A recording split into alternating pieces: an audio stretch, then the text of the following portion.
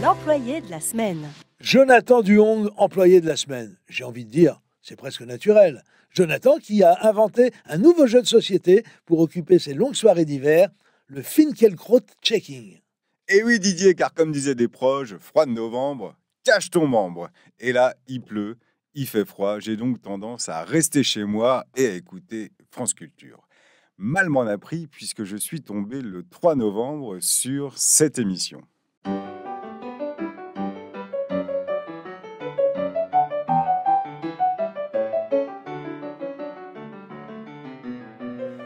Réplique.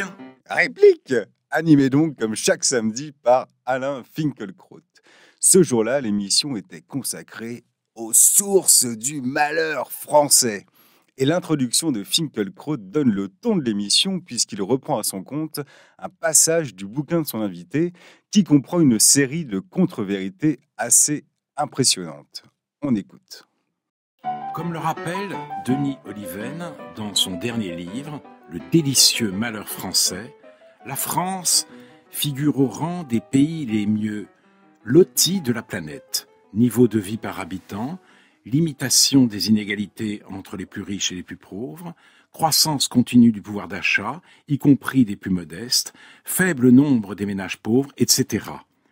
Nous nous tenons sur les toutes premières marches du podium du bien-être. Nos dépenses sociales sont parmi les plus élevées du monde, de même que nos dépenses pour les équipements et activités publiques. L'école, l'hôpital, la police. Nous taxons les riches, imposons le capital, fiscalisons les entreprises plus que partout ailleurs. Fin de citation. Et pourtant, malgré ces bons chiffres, rien ne va plus.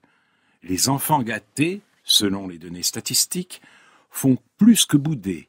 Ils sont à cran et se déchirent. La tension dans notre pays est palpable. Métropole, quartier dit populaire, France périphérique, il y a plusieurs France en France. Au grand étonnement du reste du monde, les manifestations de plus en plus nombreuses sont aussi de plus en plus violentes. Il est des lieux où le métier de professeur est devenu un sport de combat. Les pompiers et les policiers crient leur détresse. Les échanges d'anathèmes tendent à remplacer, dans la conversation civique, les échanges d'arguments. Bref, le climat se dégrade. Voilà, le climat se dégrade. Alors que vous avez bien entendu Alain, la France figure au rang des pays les mieux lotis de la planète. Mais alors, si tous les indicateurs sont au vert, de quoi les Français se plaignent-ils ? Ce qui est pratique avec les chiffres, c'est qu'on peut leur faire dire ce qu'on veut et c'est exactement ce que fait Finkielkraut dans son introduction. Alors, sans les citer tous, prenons quand même quelques mensonges. Alain nous dit... Limitation des inégalités entre les plus riches et les plus pauvres. Alors là, il joue sur les mots, puisque dire que les inégalités sont limitées, c'est sous-entendre qu'elles pourraient être pires. Effectivement, ça peut toujours être pire, mais ce que montre par exemple ce graphique d'alternative économique, c'est l'évolution en France de l'indice de Gini, qui est un des indicateurs des inégalités de revenus. Et on voit que si les inégalités ont en effet fortement diminué jusqu'aux années 90, elles ont par contre tendance à augmenter depuis les années 2000, ce qui fait qu'aujourd'hui on est revenu au même niveau d'inégalité que dans les années 80. Mais on continue, deuxième mensonge. Croissance continue du pouvoir d'achat, y compris des plus modestes. Alors là aussi, c'est faux, et c'est même le directeur général de l'INSEE qui le disait en janvier dernier. Depuis la crise, le revenu par tête n'augmente quasiment pas.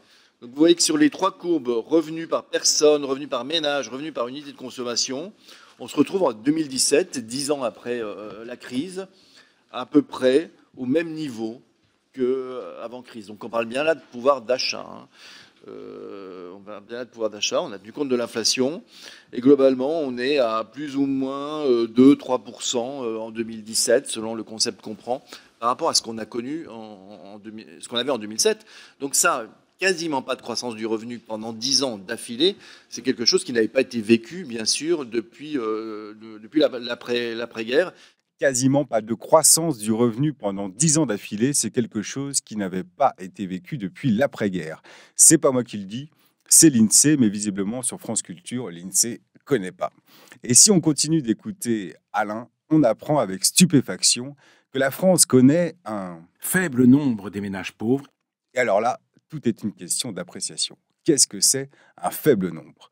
En 2017, selon l'INSEE, la France comptait 9 millions de personnes pauvres, soit 14,1% de la population. C'est-à-dire une personne sur 7 qui vit avec moins de 1 015 euros par mois. 1 015 euros par mois. Mais pour Finkielkraut, une personne sur 7, visiblement, ce n'est pas beaucoup. Bon, on pourrait s'arrêter là, mais un dernier chiffre quand même avant de se quitter. Alain nous dit... Nous taxons les riches, imposons le capital, fiscalisons les entreprises plus que partout ailleurs. Eh bien justement, le site de l'OCDE nous propose un très joli diagramme qui permet de comparer l'impôt sur les bénéfices des sociétés dans tous les pays de l'OCDE, c'est-à-dire 36 pays parmi les plus riches. Et surprise, la France ne fiscalise pas les entreprises plus que partout ailleurs, comme le dit Alain, mais c'est même le contraire, puisqu'on le voit, la France est en dessous de la moyenne des pays de l'OCDE.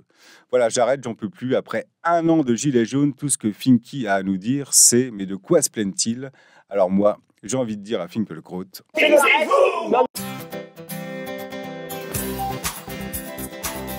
C'était l'employé de la semaine.